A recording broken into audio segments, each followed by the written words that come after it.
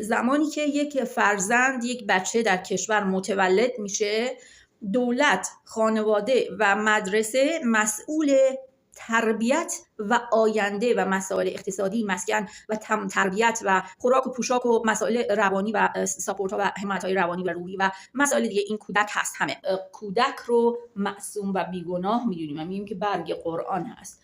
یکی از اختلافاتی که بین علم و دین هست همین مسئله بلوغ هست. در مقابل قانون از چه سنی کودک باید جوابگو باشه؟ یا میتونه مسائل اجتماعی، مسائل جرم و جنایی و اینها رو تجزیه تحلیل بکنه و بتونه اعمال خودش رو واقعا کنترل بکنه به طوری که کاملا بتونه بر زندگی خودش تسلط کامل داشته باشه و ما بتونیم او رو بالغ حساب بکنیم از لحاظ قانونی. خب نه، در قانون اسلام هم برای مثلا شهادت قبول نمیکنه که کودک زیر 18 سال باشه و میگه که باید بالای 18 سال باشه تا بتونه شهادت بده. پس مغز او کامل نیست. اصلا نظر من این هستش که بلوغ ذهنی و مغزی یک شخص نمیتونه یکسان بین همه بگیم که همه در سن 18 سالگی به بلوغ کامل ذهنی و روحی و اجتماعی رسیدن. بلوغ باید بررسی بشه. ممکنه یک شخصی زودتر به بلوغ رسید و شخص دیگه دیرتر به سن بلوغ برسه. منظور من عقب افتاده های ذهنی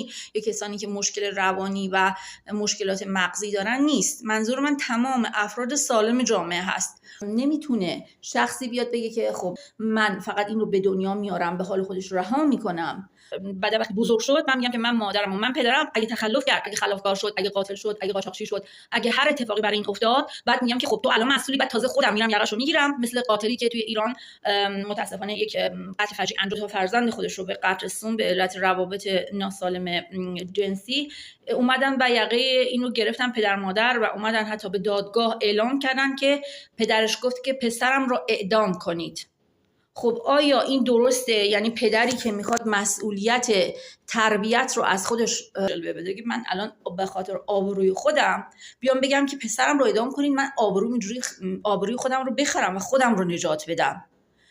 تو پدر محترم اگر پسرت قاتل، قاچاقچی، مواد میکشه، معتاد، زناکاره یا هر خبث و خطایی که داره، هر گونه خبث و خطایی اول به تو مربوط میشه، اول به تو و مادرش مربوط میشه و والدین نمیتونن بگن که خب اگه بچه خطا کرد، اگه به راه بیراه رفت، بریم حالا تازه یقه‌ش هم بگیریم که پدره میشونه تو ایران میگه که پسر من اومده رفته مثلا نمیدونم یه کار بدی سرقت کرده، تفنگ دستش گرفته. آقا شما مسئولی، شما به چه حقی بچه و کودک خودت رو که نتونستی درست تربیت بکنی میای اینجا توبیخ میکنی و میخوای بعد مجازات بکنی؟ مجازات اول بر تو باید پیاده بشه. یقه ساختمون رو بگیری شما، این ساختمونی که تو ساختی.